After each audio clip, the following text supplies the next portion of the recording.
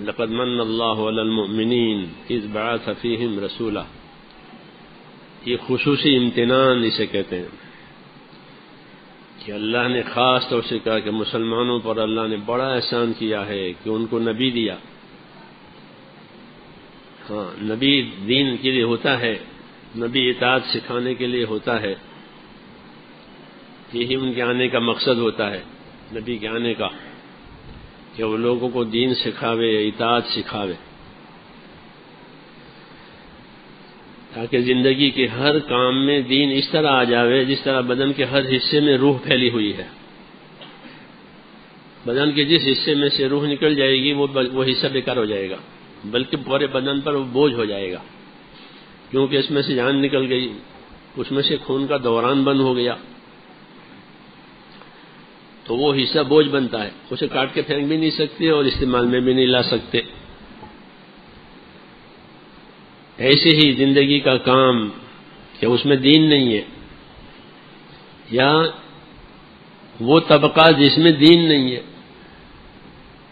کہ یہ دونوں بوجھ بنیں گے، رکاوٹ بنیں گے، کام بوجھ بن جائے گا۔ کام بوجھ بنے گا اس لیے کہ اس پر اللہ تعالیٰ کچھ دے گا نہیں، کیونکہ اس میں دین نہیں تھا۔ دین نہیں تھا تو نہیں دیں گے۔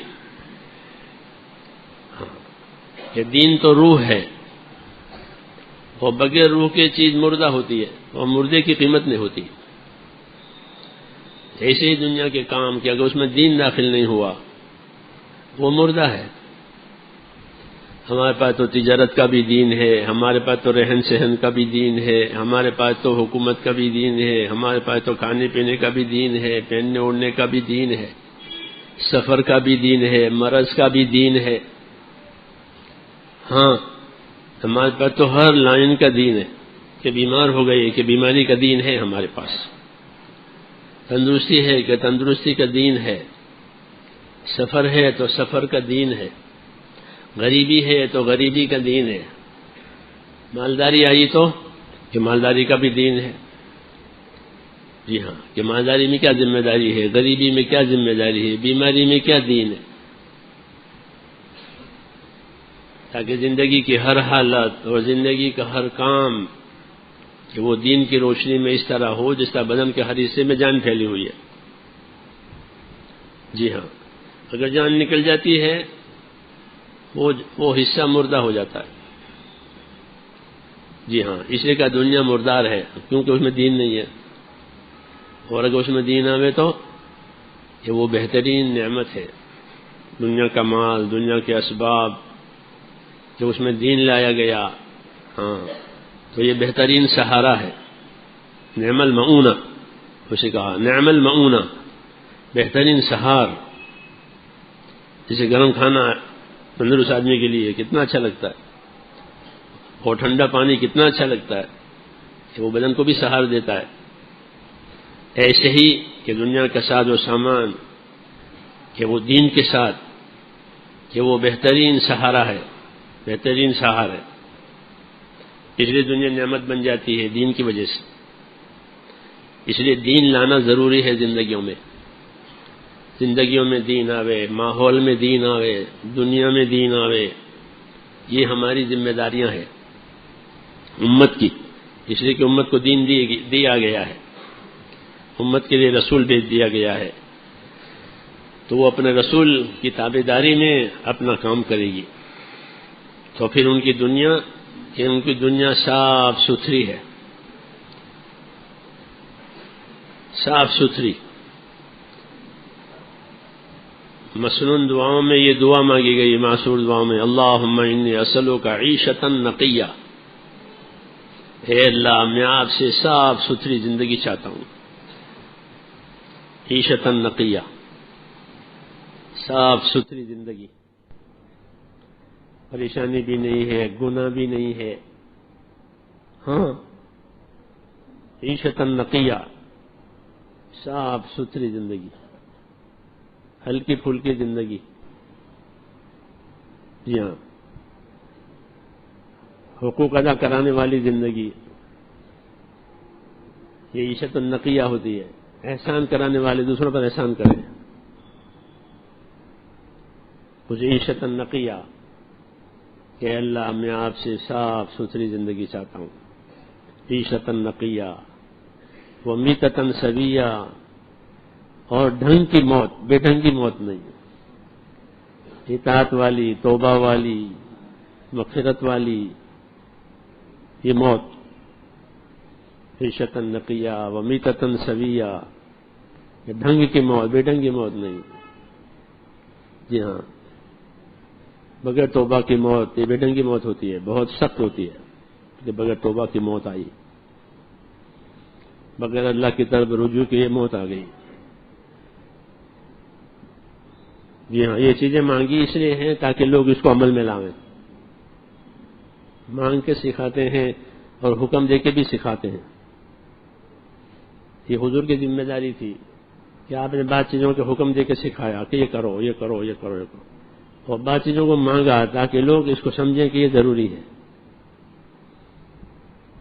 جی ہاں، تو حضور اپنی دعا میں بھی نبی ہیں، اپنی دعوت میں بھی نبی ہیں، دونوں پہلو سے آپ نبی ہیں، اپنی دعاؤں میں بھی نبی ہیں کہ دعاؤں میں بھی وہ باتیں مانگی ہیں جس کی دعوت ہے، جس پر عمل کرنا ہے، جس پر چلنا ہے، جو ہماری ضروری ہے، اور دعوت کے ذریعے تو ساری چیزیں بتائی ہیں کہ یہ کرنا ہے، یہ کرنا ہے۔ تو نبی اپنی دعوت میں بھی نبی ہوتا ہے، نبی اپنی دعاؤں میں بھی نبی ہوتا ہے، اللہ کے لیے کیا کرنا ہے اور اللہ سے کیا لینا ہے اس کے راستے بتائے کہ اللہ کے لیے یہ کرنا اور اللہ کے لیے یہ لینا، اللہ سے یہ مانگنا۔ اس لیے دین ہر حال میں ضروری ہے۔ جی ہاں، اس کی یہ محنت ہو رہی ہے، تو میں نے کہا اس پر ہمیں اللہ تعالیٰ کا شکر کرنا چاہیے کہ اللہ نے ہمیں اس کام پر لگا رکھا ہے۔ اس کا شکر جتنا ہوگا یہ بڑھے گی، ہاں، اس کی حفاظت ہوگی، ہاں، اس کی ترقی ہوگی۔ شکر کرنے والوں کو اللہ زیادہ ہی دیا کرتے ہیں، وہ محروم نہیں رہتے، ان کی نعمتوں میں اضافہ ہوتا ہے اور ان کو اجر بھی دیا جاتا ہے، دونوں، ان کی نعمتوں میں بھی اضافہ ہوگا شکر کرنے کی وجہ سے، اور انہیں ثواب، جو شاکرین کا ثواب دیں گے، صابرین کو بھی ثواب دیتے ہیں، وہ بے حساب دیتے ہیں، شاکرین کو بھی ثواب دیتے ہیں، ان کا بھی مخصوص ثواب ہے، اور صبر کرنے والوں کا ثواب کہ وہ تو بے حساب ہے۔ تو اس پر اللہ تعالیٰ کا شکر کرنا چاہیے کہ ہم کو اللہ نے اس میں لگا دیا۔ یہ شکر کا کیا اثر ہوگا؟ تو شکر کا اثر استقامت ہوتا ہے۔ شکر کہ ہم شاکر ہیں، ہم شکر گزار ہیں، کہ اس کا تمہاری زندگی میں کیا اثر آیا؟ تو شکر کا اثر کیا ہوتا ہے؟ استقامت، پابند ہو گئے۔ تو جو پابند ہوا وہ شکر گزار ہے، جو آزاد ہوا وہ شکر گزار نہیں ہے، کہ آزاد ہو گئے، آزاد ہو گئے، ذمہ داری پر نہیں رہے، آگے نکل گئے، یہ شاکر نہیں ہے، انہوں نے قدر نہیں کی ہے، نعمت کی بھی قدر نہیں ہوئی اور نعمت دینے والے کی بھی نہیں ہوئی، ہاں، کہ آگے نکل گئے۔ اور جو استقامت پر ہے وہ شاکر ہے، وہ شکر گزار ہے، ہاں، کہ اللہ نے ہمیں یہ دیا ہے تو ہم اس کے تقاضے پر پابند ہیں۔ تو جو اس کے تقاضے پر پابند ہے وہ شاکر، وہ شکر گزار ہے۔ یہ خاص سبق ہے ہمارا۔ جی ہاں، تو اس لیے اس کی نیت کرو کہ ہم اس پر استقامت سے رہیں گے۔ ہاں، استقامت اس لیے ضروری ہے کہ دنیا حالات کا گھر ہے، اس لیے استقامت ضروری ہے۔ یہاں حالات پیدا ہوتے ہیں، اچھے حالات آتے ہیں، اچھے حالات آتے ہیں، تو اچھے حالات میں بھی استقامت ضروری ہے، نہیں تو آدمی پھنس جائے گا۔ اچھے حالات اس کو پھانستے ہیں، جیسے کیچڑ ہوتا ہے تو ہاتھی نہیں چل سکتا، کتنا طاقتور ہے ہاتھی، کتنا طاقتور ہے، اسے دیواریں توڑواتے ہیں، وہ بلڈوزر ہوتا ہے نا، ایسا ہے، خانہ کعبہ توڑنے کے لیے اسی کو تو لائے تھے،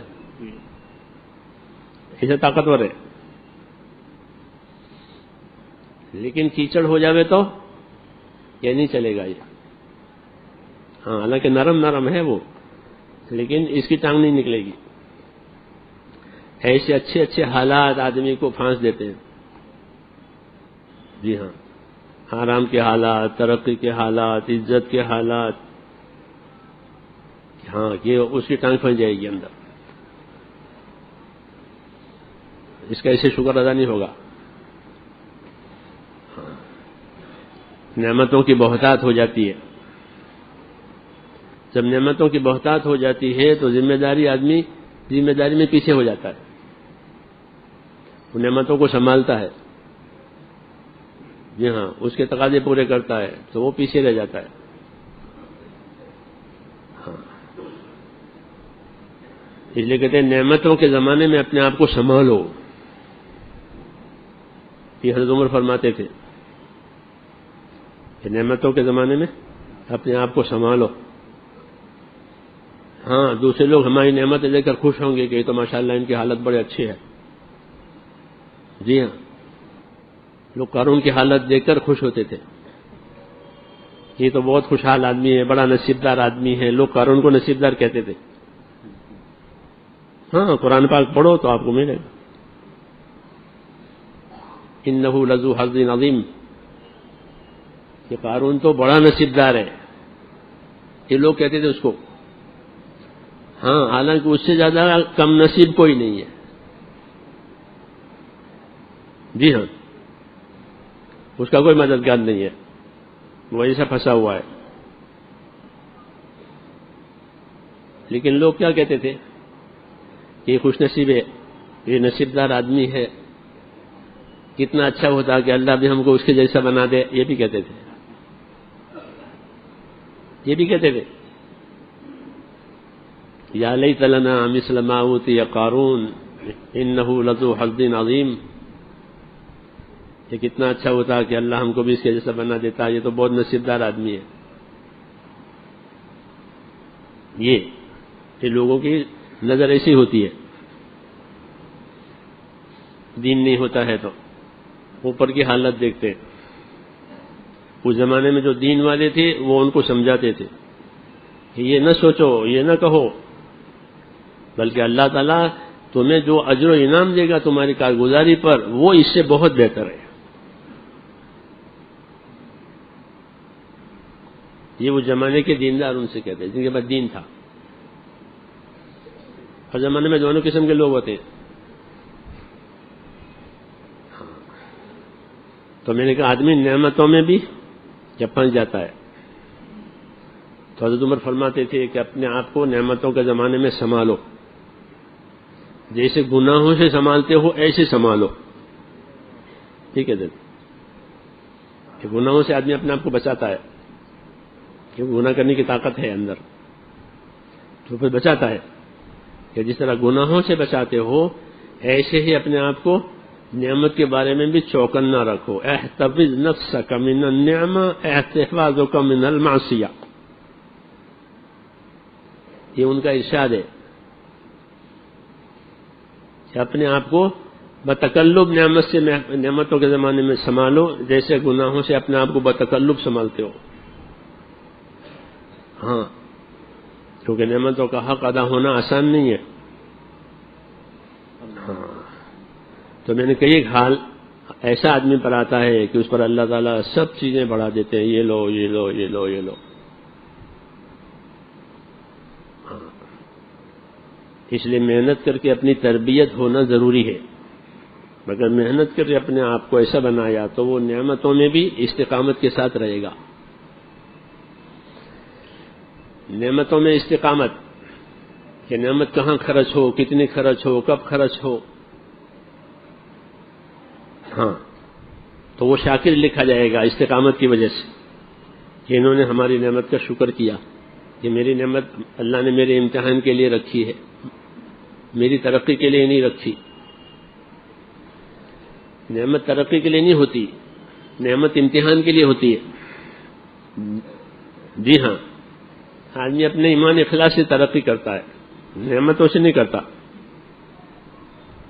وہ دلیل کہ اس کی دلیل یہ ہے کہ سلیمان علیہ السلام اپنے جو اللہ نے ان کو ملک دیا تھا ان کی دعا پر انہیں ملک دیا تھا، بادشاہ بنا دیا تھا، بہت بڑی بادشاہت دی تھی، بڑی بادشاہ، کہ ایسی بادشاہت کسی کو نہیں ملی. تو وہ فرماتے تھے یہ میرا امتحان ہے، میری ترقی نہیں ہے.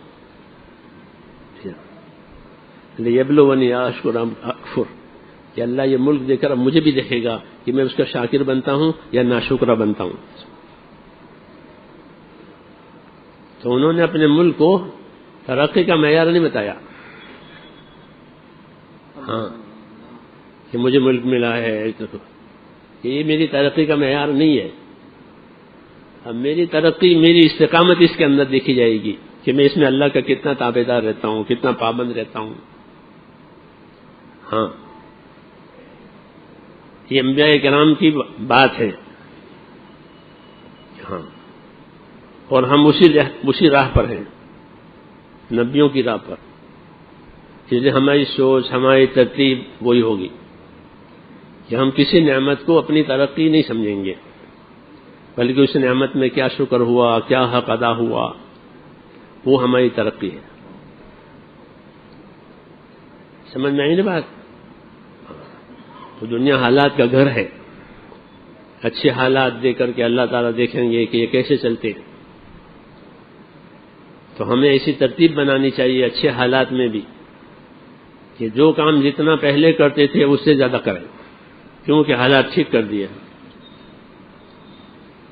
حالات ٹھیک کر دیے اور اچھے کر دیے ہیں کہ پھر اللہ کو بھی اپنا اچھے حال کا شکر گزار بناؤ کہ پہلے میں اتنا لگاتا تھا، پہلے میں اتنی عبادت کرتا تھا، اتنی محنت کرتا تھا، اب میری حالت اور بہتر ہو گئی.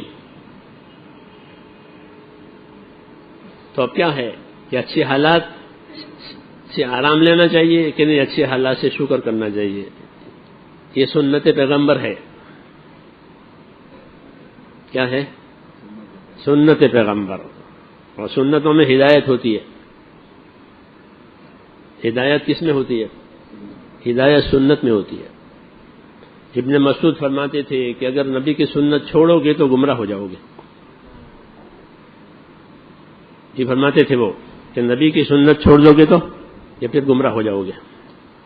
دوسرا راستہ نہیں ہے، ایک ہی راستہ ہے نبی والا، دوسرا راستہ بند کر دیا اللہ نے. ایک راستہ کھلا رکھا محمد رسول اللہ کا. اس لیے فرمایا لو ترکتم سنت نبیکم لضللتم، کہ نبی کے راست چھوڑ دو گے پھر گمراہ ہو جاؤ گے. تو یہ سنت پیغمبر ہے کہ حالات اچھے کیے تو کہ اپنی ڈیوٹی، اپنا وظیفہ اور اچھا ہو جائے گا. اور اس کی دلیل یہ ہے کہ حضور صلی اللہ علیہ وسلم سے یہ پوچھا گیا کہ آپ اتنی عبادت کرتے ہیں کہ آپ کے پاؤں پھٹے جاتے ہیں ورم سے، حالانکہ آپ تو بخشائے ہیں، کوئی سوال جواب نہیں ہے آپ سے، کوئی کارگزاری نہیں پوچھی جائے گی. ہاں کوئی آپ کا گناہ نہیں ہے، پھر آپ اتنی محنت کرتے ہیں. تو کیا جواب دیا؟ یہی جواب دیا کہ جب مجھ پر اللہ نے انعام اکرام کیا ہے تو میں اس کا شکر گزار بندہ نہ بنوں، پڑھ کے سو جاؤں. ہاں میرا انعام اکرام ہوا ہے اور ایسا کسی بندے کا نہیں ہوا جیسا آپ کا ہوا ہے. ہاں تو یہ اس کے شکر گزاری میں یہ ہو رہا ہے کہ اتنی عبادت اور اتنی محنت کہ صحابہ یہ کہتے تھے کہ حضور صلی اللہ علیہ وسلم کے ہاں راحت تھی نہیں، لیست لہو راحہ، آپ کے لیے راحت تھی نہیں. تو کتنا کام کرتے ہوں گے کہ لوگوں کو آپ کی زندگی میں راحت نظر نہیں آتی تھی کہ آپ کے ہاں راحت ہے ہی نہیں. ہاں کیوں کہ آپ کا انعام اکرام اللہ کی طرف سے بہت زیادہ ہے. تو اچھے حالات کی شکر گزاری استقامت سے ہوتی ہے. یہ ہے، سمجھ میں آئی نا بات؟ تو میں نے آپ سے عرض کیا تھا کہ دنیا حالات کا گھر ہے. اللہ حالات اچھے بناتے ہیں اپنے بندوں کے، تو یہ اپنی کارگزاری بھی اچھی بناوے.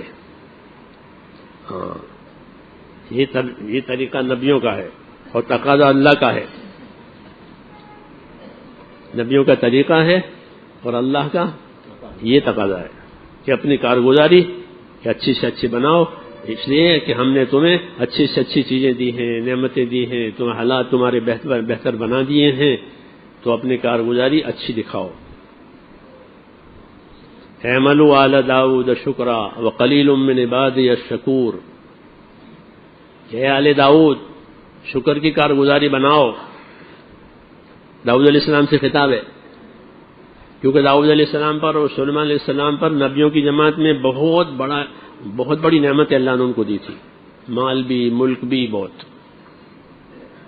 نبیوں کی جماعت میں یہ دونوں باپ بیٹے ہیں، ان کو بہت دیا تھا۔ تو اس نے کہا کہ اپنی کارگزاری یا شکر کی بناؤ، تمہیں ہمیں نعمتیں دی ہیں۔ اس لیے کہ میرے بندوں میں شکر گزار تھوڑے ہیں، یہ اللہ کی رپورٹ ہے۔ ہاں، یہ کس کی رپورٹ ہے؟ اور سوچو کیسی ہوگی؟ کسی اور رپورٹر نے نہیں کہا، اللہ نے کہا، وقلیل من عبادی الشکور، کہ میرے بندوں میں شکر گزار تھوڑے۔ اور شیطان کی بھی یہ کوشش ہوتی ہے کہ وہ بندوں کو شکر گزار نہ رہنے دے۔ یہ اللہ سے اس نے کہا تھا شیطان نے کہ میں ایسی محنت کروں گا کہ تیرے بندے تیرے شکر گزار نہیں رہیں گے۔ وَلَا تَجِدُ أَكْثَرَهُمْ شَاكِرِينَ، کہ تیرے بندے اکثریت وہ ہوگی جو تیرا شکر نہیں کرے گی، میں ان کو ایسا بنا دوں گا۔ ہاں، بہت بڑا دشمن ہے اللہ کے منشا کے خلاف۔ اللہ کا منشا یہ ہے کہ یہ شکر گزار رہیں، اس کی یہ ہے محنت کہ یہ شکر گزار نہ رہیں، یہ اپنی نعمتوں میں پھنسے رہیں۔ یہ سب چیزیں سمجھنے کی ہے، جی ہاں، تاکہ رسم نہ ہو جاوے، رواج نہ بن جاوے کہ سمجھ کے کرے آدمی کام۔ تو اللہ تعالیٰ نے خوشحال بنایا، حضور نے فرمایا تمہارے حالات اچھے ہو جائیں گے، مال تمہارے لیے بڑھ جائے گا، تمہارے اوپر دنیا پھیل جائے گی۔ اسی خبر دی ہے، وہ ہو رہا ہے۔ ہاں، وہ ہو رہا ہے۔ تبسط علیکم الدنیا، تمہارے اوپر دنیا پھیل جائے گی، تو پھیل گئی وہ۔ ہاں، اس لیے ہمیں اپنی ذمہ داری پر باقی رہنا ہے۔ دنیا پھیلا رہے ہیں، اللہ دے رہے ہیں نعمتیں اور ہر قسم کی چیزیں دے رہے ہیں، ہر جگہ دے رہے ہیں، ہر جگہ دے رہے ہیں۔ اس کو دیکھتے رہیں، پھر اس نعمت کے شکر گزاری میں کہ اپنے تقاضے اور اپنی ذمہ داریوں کو بڑھاویں اور وزنی بناویں، اس کو سر سے اترتی ہوئی نہ بناویں ہلکی، بلکہ اپنی ذمہ داریوں کو کہ وزندار بناویں، کہ اس کا وزن اترے اللہ کے یہاں۔ جی ہاں، وزن اترنا چاہیے، تولی جائے گی نا ہر چیز تو اس کا وزن اترے۔ جو چیز یہاں وزندار ہمارے اوپر ہوگی کہ وہ وہاں وزندار اترے گی، اور جس چیز کو ہم نے ہلکا بنا دیا تو وہ ہلکی اترے گی، کیونکہ ہم نے اس کو ہلکا بنایا۔ اس لیے اپنی قربانیوں کو، اپنی عبادتوں کو، اپنی محنتوں کو وزندار بنانا ہے تاکہ اس کا وزن اترے۔ جب یہاں وزندار بنے گی قربانیاں اور محنتیں تو وہ باطل کے مقابلے میں وزندار بنے گی، پھر باطل ہلکا ہوگا۔ ہاں، نہیں تو باطل وزندار ہوگا، اس کا پلہ اڑ جائے گا۔ ہاں، اس لیے شکر گزاری کی ایک بات یہ بھی ہے کہ اپنے اندر ایسی استقامت پیدا کریں کہ ہماری قربانیاں، ہماری عبادتیں، ہماری سب چیزیں وزندار بنیں، کہ جو اللہ کے ہاں قابل وزن ہو، جہاں اس کا وزن ہوگا۔ اس کا وزن اخلاص سے ہوتا ہے، اس کا وزن قربانیوں سے ہوتا ہے، بے نفسی سے جو کام ہوتا ہے اس کا وزن ہوتا ہے، بے نفسی کے ساتھ۔ تو ہم اپنے کام کو کہ بے نفسی کے ساتھ، جی ہاں، جب کام بے نفسی کے ساتھ ہوگا تو اللہ اس کی حمایت کرے گا کہ یہ میرے لیے ہوا ہے، اور جب اس میں نفس کا دخل ہوگا پھر اس کی حمایت نہیں ہوگی. یہ انہوں نے کیا ہے، کسی کے لیے کیا ہے، جس کے لیے کیا وہ دیکھ لے گا. وہی کہ بے نفسی کے ساتھ کیا ہے. ہاں، اپنی ذمہ داریوں کو پورا کرنا، تو اپنی ذمہ داریوں کو ہم پورا کریں. خوشحالی میں اس کو وزندار بناویں کہ خوشحالی ہمارے ہاں ترقی نہیں ہے، بلکہ خوشحالی ہمارے مذہب میں امتحان ہے. جیسے میں نے سلیمان علیہ السلام کی بات کہی، یہ امتحان ہے میرا ملک. حالانکہ نبوت ہے آپ کے پاس، کوئی دوسری بات ہی نہیں ہے، پھر بھی وہ کہہ رہے ہیں کہ یہ میرے لیے میرا امتحان. تو ہم اپنی خوشحالی کو، اپنی نعمتوں کو، اپنی تندرستی کو، ہاں اس کو اپنا امتحان سمجھ کر اس میں کامیاب ہو جائیں. کامیابی ہوگی محمد صلی اللہ علیہ وسلم کے طریقوں سے، اور طریقے سے نہیں ملے گی کامیابی. ہاں، باقی سب یا تو باطل ہے یا وسائل ہے، یا تو وہ غلط ہیں طریقے، یا پھر وہ وسائل ہیں، یعنی پہنچنے کے راستے وہ مختلف ہو سکتے ہیں. اس لیے اپنی قربانیوں کو، اپنی ذمہ داریوں کو امانت داری کے ساتھ کرنا، یہ ہمارا امتیاز ہے کہ ہم اپنے کام میں امانت دار ہیں. کوئی ہمیں دیکھے نہ دیکھے، کوئی چیک کرے نہ چیک کرے، ہم اپنی چیز پوری کریں گے، ذمہ داریوں کو، اپنے عملوں کو. کیوں کہ اس کو دیکھنے والا اللہ ہے، والناقد بصیر، اور جو اللہ دیکھنے والا ہے وہ بصیر ہے، جو پرکھ کر کے لے گا. ناقد ہے، پرکھے گا. کیسے پرکھتے ہیں نا لوگ؟ ہاں، تو پرکھ کر کے لیں گے. ہاں، صحیح ہے، غلط ہے، اخلاص ہے، بغیر اخلاص سے، پورا ہے، ناقص ہے، یہ سب. اس لیے اپنے کام کو اچھے سے اچھا بنانا. کیسا بنانا؟ اچھے سے اچھا بنانا. ہاں، یہ ذمہ داری ہے. وَأَحْسِنُوا إِنَّ اللَّهَ يُحِبُّ الْمُحْسِنِينَ. اچھی طرح کام کرو، اس کے ترجمہ کیا ہے بیان القرآن میں. اچھی طرح کام کرو، اللہ تعالیٰ اچھی طرح کام کرنے والوں سے محبت کرتے ہیں. یہ ترجمہ کیا عمران تھانوی نے کہ وَأَحْسِنُوا إِنَّ اللَّهَ يُحِبُّ الْمُحْسِنِينَ، کہ اچھی طرح کام کرو، کیونکہ اللہ تعالیٰ اچھی طرح کام کرنے والوں سے محبت کرتے ہیں. کیونکہ دنیا کے ساز و سامان کو لوگ اچھا بناتے ہیں، کپڑے اچھے بنائیں گے، کھانے اچھے بنائیں گے، مکان اچھے بنائیں گے، جوتے اچھے بنائیں گے. بناتے نہیں بناتے؟ کیوں کہ اپنے لیے بنانا ہے، بیچنے کے لیے نہیں. آتے ہیں کہ یہ تو ہمارے گھر کی بنی ہوئی ہے، ہمارے پاس لاتے ہیں کھانے پینے کے. مول صاحب یہ ہمارے گھر کی بنی ہوئی ہے، گھر کی، یعنی بازار سے نہیں لائے. یہ مول صاحب ہمارے گھر کی ہے. تو گھر میں اچھا بنتا ہے، اپنے لیے بنتا ہے، اس لیے گھر میں اچھا بناتے، بیچنے کے لیے نہیں بناتے، اپنے لیے بناتے. تو اپنی ذات کے لیے بناوے اس کو اچھا بناوے، اور اللہ کی ذات کے لیے بناوے تو اس کو گھٹیا بناوے. یہ انصاف ہے؟ یہ انصاف ہے؟ یہ انصاف نہیں ہے. اللہ کا حق تو بہت اونچا ہے، بہت بڑا ہے. اللہ کے لیے کہ اللہ کے لیے اچھا سے اچھا بناؤ. ہاں، ہر عمل کو کہ اللہ کے لیے اچھا بناؤ. جی ہاں، کہ اس کی ظاہری شکل بھی اچھی ہو، اس کی اندرونی شکل بھی اچھی ہو. اندرونی شکل یہ ہے کہ نیت اچھی ہو اور اس میں حضور صلی اللہ علیہ وسلم کا طریقہ ہو، وہ اچھا ہو جائے گا. ہاں، پھر رواج سے بچ جائے گا اور ریا سے بھی بچ جائے گا. یہ دونوں سے بچے گا وہ. تو ایک ذمہ داری ہے میرے دوستو خوشحالی کی، یا خوشحالی میں اپنے کام کو بڑھاؤ.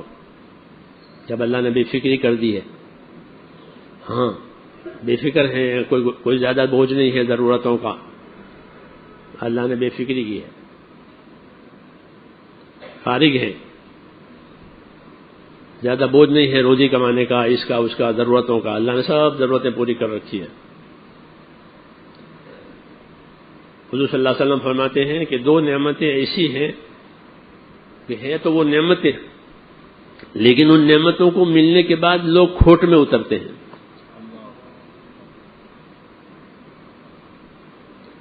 کس میں؟ کھوٹ میں اترتے ہیں. ہے نعمت، یہ وہ کون سی نعمت ہے کہ ایک نعمت تو فراغت ہے، آدمی فارغ ہے، کچھ نہیں ہے، نہ کوئی بوجھ ہے، نہ کوئی فکر ہے، نہ کوئی ضرورت باقی ہے، سب ضرورت اللہ نے پوری کر دی ہے، فارغ ہے. ہاں یہ بڑی نعمت ہے، آدمی فارغ ہے کہ اس فراغت کو اللہ میں لگاوے، تب تو کھوٹ میں نہیں رہے گا.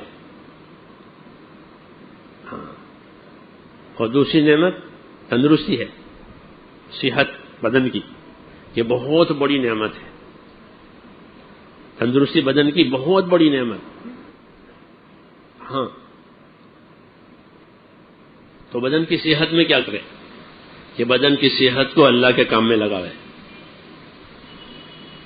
ہاں بدن کی صحت سے اور تندرستی سے غلط فائدہ نہ اٹھاوے یا اس کو برباد نہ کرے، مگر اکثر لوگ اس کو برباد کرتے ہیں. تندرستی کے زمانے میں کام نہیں کرتے، فراغت کے زمانے میں کام نہیں کرتے، پھر کام بڑھ گیا تو کہا ہم مشغول ہو گئے، بیجی ہو گئے، بیجی. جی ہاں وہ بیمار ہو گئے، اللہ بچاوے.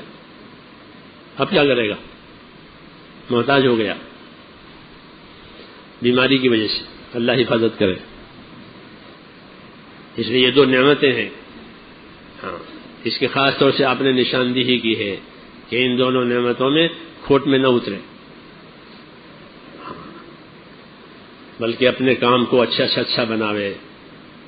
اپنے ذمے کیا کام ہے، کیا تقاضے ہیں، کیا ذمہ داری ہے، جی ہاں یہ بناوے اس کو. اور اگر حالات اچھے نہیں ہیں تو بھی حالات اچھے نہیں ہیں تو حالات کا اچھے نہ ہونا یہ آدمی کی گراوٹ نہیں ہے، یہ آدمی کی گراوٹ نہیں ہے، بلکہ حالات کا ناگوار ہونا کہ یہ بھی ایک امتحان ہے اللہ کی طرف سے کہ اللہ ناگوار حالت ڈال کر دیکھیں گے کہ یہ کتنا صبر کرتا ہے، کتنا جمتا ہے. تو گھبراویں نہیں کہ حالات ٹوٹ گئے، کیونکہ ٹوٹے ہوئے حالات میں شیطان آ کر آدمی کو نا امید بناتا ہے. یہ تمہارے حالات تو بنے نہیں، کتنے دن سے چل رہے ہو، کتنے دن سے مانگ رہے ہو، دعا کر رہے ہو، کچھ نہیں ہوتا. ہاں تو اس کو نا امید بناتا ہے اللہ سے. ہمارے مذہب میں نا امیدی کفر ہے، اللہ سے نا امید ہونا یہ کفر ہے. ہاں یہ آدمی کسی حال میں بھی اللہ تعالیٰ سے نا امید نہ رہے. ہاں کہ تمہارے کام بننے میں کبھی دیر کریں گے، اللہ بنائیں گے. کام بنانے والا کون ہے؟ اللہ. بگڑی بنانے والا اللہ. جبار اللہ کا نام ہے، جبار. جبار کے معنی زبردست قوت والا بھی ہے. جبار کے معنی ہے بگڑی بنانے والا، ٹوٹی ہڈی جوڑنے والا. ہڈی ٹوٹ گئی کہ جوڑ دیں گے اس کو، ترجمہ ہوتا ہے اس کا جبر کا معنی جوڑنا. ہاں تو اللہ جبار ہے کہ ٹوٹی ہڈی جڑ جائے گی، ٹوٹی ہوئی حالت ٹھیک ہو جائے گی، بگڑی ہوئی حالت ٹھیک ہو جائے گی. نام ہے اللہ کے، تو اللہ تو نام کا بھی ہے اور کام کا بھی ہے. ہاں ہمارے معبود کی یہ خصوصیت ہے کہ جتنے اس کے نام اتنے اس کے کام. باطل معبود نام ہی نام ہوتے ہیں ان کے، وہ کچھ کام نہیں کرتے.